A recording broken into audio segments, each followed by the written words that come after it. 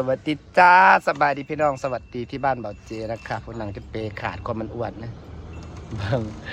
ไปพ่อเบาเจดูนะเบิ่งความมันอ้วนจะเปขาด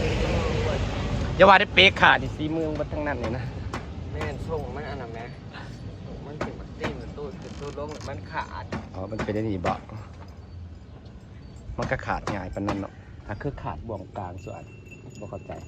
เอามัน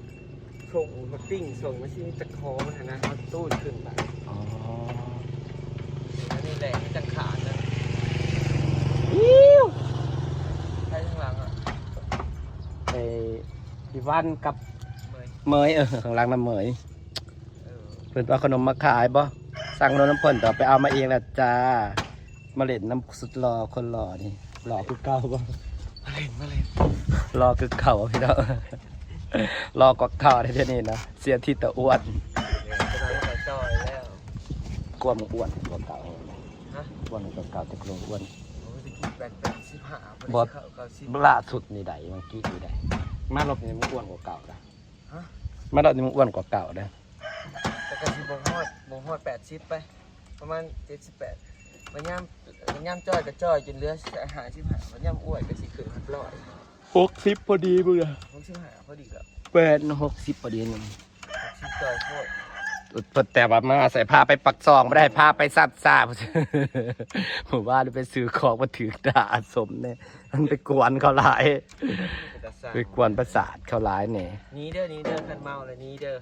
ของตัวไปกวนเขาเฮ้ยเนาะเขาก็หายเลยเนาะเขาได้ใครรู้อีกนะอัน6หน่วยอัน50 4หน่วย50บ่ได้แบบหัวบาทนี้เด้อคันเมาเลยนี้เด้อ6หน่วย50กับ4หน่วย50เท่ากับมึงต่อลงจากบาทตะกีบ 10,000 ต่อกับ 10,000 เนาะเอาจากเอา6หน่วยเอาเป็น4หน่วยซะอ๋อแม่ค้าเขาบอกอยากขายให้เป็นแม่ค้าที่แบบว่าบ่ค่อยมีไอ้คนซื้อดอกพี่น้องบ่เห็นไปโพสลงเฟซเห็นคนไปคอมเมนต์หลายอยู่ว่าแม่ค้าว่าบ่ม่วนบ่เป็นตาซื้อซอยแม่นนะไว้หน้าเข้าไปซอยชายห้านที่2เบื้องขวาเดี๋ยวสนใจเลยขายยำจีนคือทหารเขาละเฮ็ดยังเขาบ่ได้มาทอกนะแม่อันนั้นนะสิเฮ็ดคอนเทนต์บ่ได้เฮ็ดตาจักเทื่อค่าตั้งกล้องเธอสิเอาหม่องเลยเฮ้ยเอาน้ำเย็นมากินเดี๋ยวสิมาท่องคอนเทนต์ก่อนพี่น้องเพิ่นขับไปตั้งขาตั้งกล้องกันมุมเด็ดแจ้งเลยได้มุมละแสงสะท้อนแหงขึ้นมุมเสียได้อยู่แล้วซ่อมค่ะเฮ็ดคอนเทนต์ไม่ได้เงินต้องเฮ็ดคอนเทนต์ไม่ได้เลย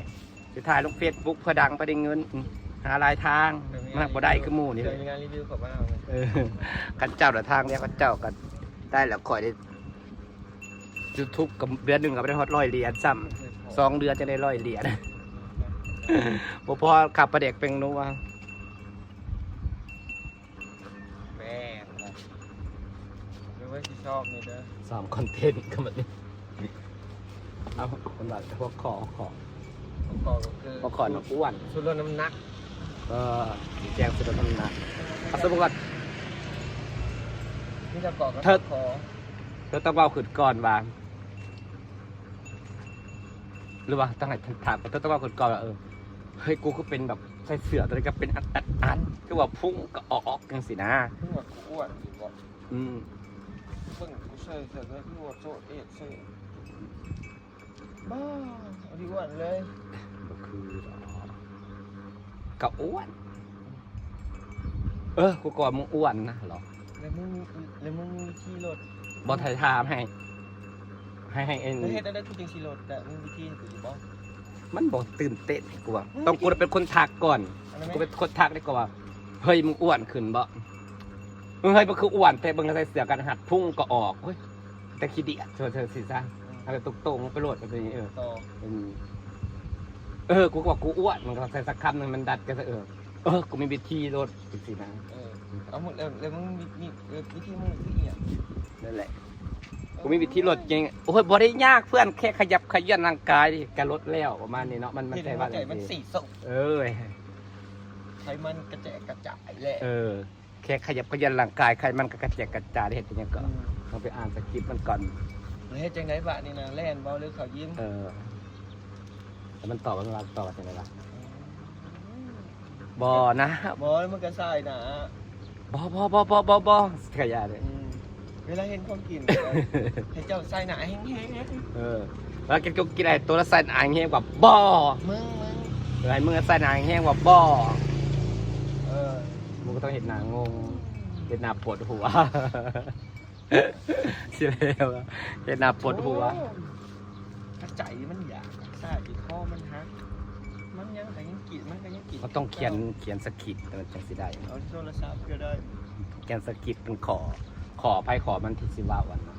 ต้องเอาคำเว่าที่มันแบบหนักตื่นเต้นแล้วก็เห็ดซีหนาพร้อมคือเขาบอกว่าเห็ดซีหนาจริงจัง สูตรลดน้ำหนักสำหรับสายหน้า สุดแล้วแบบสบับใส่หนะ เออ ต้องว่า แต่มันต้องอันแรกที่จะได้มันตื่นเต้นคือว่าเขาทักก่อนหรือเปล่าเอาสมมติว่ามึงเบ้ากันก่อนหน่อย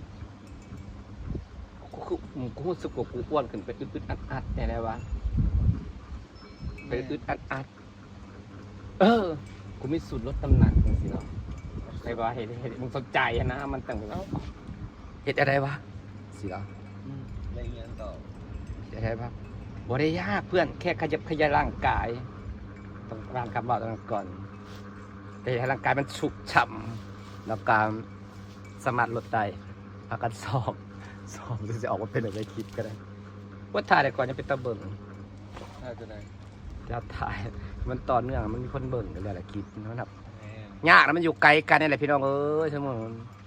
กันอยู่บ้านเดียวกันเนาะพอจะได้มาแบบไปเมียงเห็ดกันอย่างมาถ่ายคลิปเมื่อไหร่คลิปเป็นยังดีเนาะไอ้แบบมันอยู่ไกลกันเป็นได้เดินทางกันนะเพราะว่าความไกลเนี่ยก็ประมาณ16-17 กิโลแต่ทางตัดใหม่ประมาณนี้แหละ7 กิโล 18 กิโลนี่แหละสมัยทางเก่าเนี่ย22 กิโลซาเบิงขีดกิโลมันอะไรได้ ขนาด2 กิโลก็ยังเครียดกับไทยกับช่อง มันเดินทางมาสั่นมันบอกคือเก่าดนตรีมันบอกคุบดนตรีเธอมาแต่ก่อนมันก็ได้ยอดวิวเนาะมีมาผัดยอดวิวบ่ได้แบบน้ำมันแบบแพงอะซี่โจรบัดหลายเอาแน่อยู่แล้วแต่ก็ไม่มีเงิน